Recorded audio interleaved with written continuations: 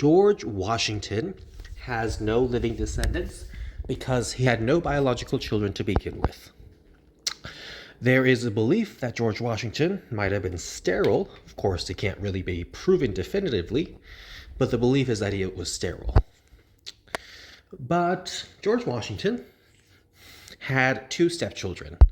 So George Washington's wife, Martha Washington, was originally named Martha Dandridge, and Martha Dandridge married a man named Daniel Parke Custis. Martha, born 1731, and Daniel Custis was born 1711, so he was 20 years older than her. And Martha and Daniel Custis had 4 children.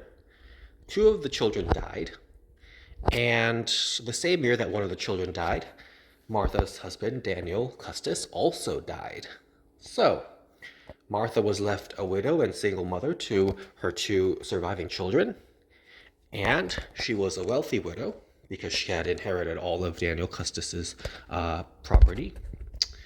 And she remarried to George Washington. So George Washington married Martha, who was a widow and a single mother to 2 children.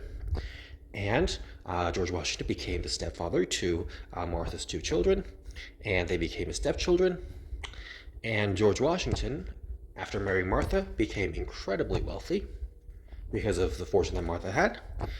And so George Washington was a stepfather to 2 stepchildren, but one of those children died 3 years before the American Revolution, and the other one also died later on.